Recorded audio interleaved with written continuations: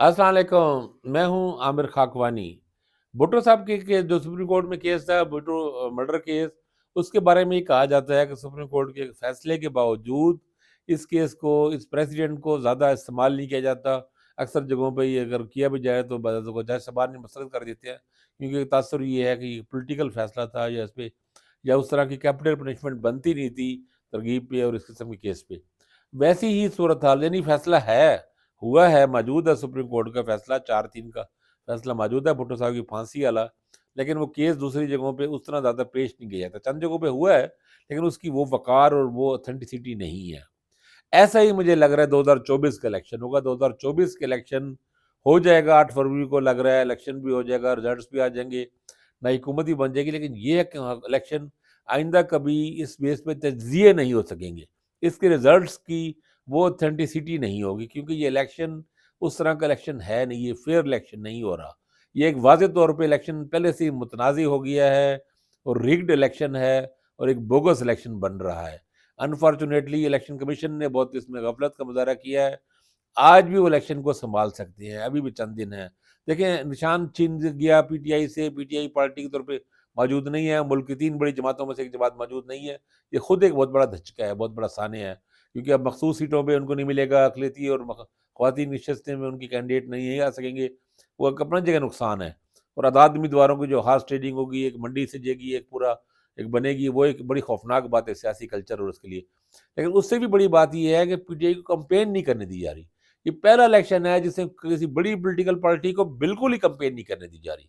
कहीं पर भी पंजाब में, केपी में, मुख्तलिफ जगहों पे, कराची में जलसा ही नहीं कर सकते। पंजाब में तो ये पोजीशन है, किसी को एक भी हल्का ऐसा नहीं है। पंजाब के 39-40 ज़िले हो चुके हैं। एक ज़िले में भी, एक हल्के में भी 141 कौमी असेंबली के हल्के हैं, 297 सूबाई असेंबली के हल्के हैं। एक हल्का भी ऐसा नहीं है जहाँ पे पीटीआई की एक्टिविटी कर रही हो, एक भी। आप देखें कितनी खौफनाक बात है।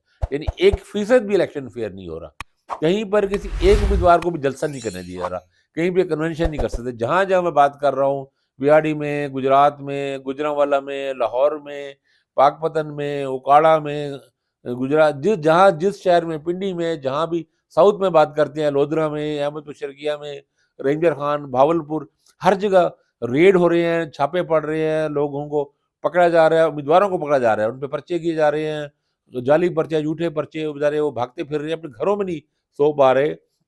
और पोलिंग एजेंट्स का यानी सूरत हाल ये बनी हुई है कि पोलिंग एजेंट्स हर 250 पोलिंग स्टेशन होते हैं हर हल्के में, तो कम से कम एक तो पोलिंग एजेंट चाहिए होगा ना।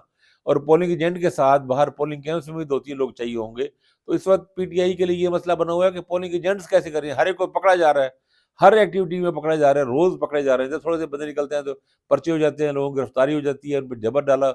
और सबसे बड़ी खौफनाक बात यह है कि आज़ाद, क्योंकि आज़ाद हैं बेचारे और ये भी अब पाबंदी लगी है, मीडिया पे कहा जा रहा है कि इनको ये भी ना कहें कि पाकिस्तान तहरीक इंसाफ के हमायत याफ्ता, बल्कि आज़ाद कहें।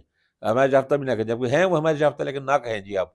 अच्छा, वो आज़ाद जो है, अब उनको प्रेशर डाल के उठा के उनको विथड्रॉ करने मजबूर किया जा रहा है, तो ये विथड्रॉल भी हो रहा है। अब वो पीटीआई लोगों को अब टिकटें शिफ्ट करनी पड़ रही हैं। उनकी चूँकि उम्मीदवार बहुत सारे लोगों ने पेपर कराया होता है, तो एक विथड्रॉ हो जाता है तो किसी दूसरे के नाम कर देते हैं, दूसरा हर रोज़ बेचारे अपनी अपनी अपडेट कर रहे हैं। ऐप उन्होंने बनाई ताकि इंतखाब निशान का पता चल सके, निशान भी है ऐसे-ऐसे फजूल। आप अंदाज़ा कर सकते हैं किसी सूबाई असेंबली की और कौमी असेंबली कैंडिडेट का सूबाई असेंबली निशान मुर्गी हो, कुकड़ी हो, ये कुकड़ी निशान रखे गए हैं। बोतल जो वाज़ेह तौर पे शराब की बोतल लग रही है, वो बोतल भी निशान है और वो लोगों को दिया गया है। और बैंगन और व्हील चेयर और यानी रोड रूलर का आप तसव्वुर कर सकते हैं कि रोड रूलर जो है किसी लड़की या खातून को दिया जाएगा। दिया गया है, कमल शोज़ब को दिया गया है, अहमद मुशर्रफिया से लड़ रही है। कहीं पे शटल कॉक दी गई है लोधरा में, इफ़त सोमरू को यानी 155 से लड़ रही हैं पीटीआई का इलेक्शन। तो वो ऐसे-ऐसे खौफनाक निशान, फ़ज़ूल तज़हीक अमेज़ किस्म के निशान दिए गए हैं। इसके बावजूद भी वो इलेक्शन लड़ रहे हैं कि इलेक्शन लड़ने नहीं दिया जा रहा। तो ये रिज़ल्ट्स, क्या रिज़ल्ट, मुस्लिम लीग नून इस जीत को अपनी जीत कहेगी? ये क्या जीत है? ये तो एक एक मज़ाक है, एक भोंडा मज़ाक है, एक अफ़सोसनाक मज़ाक है।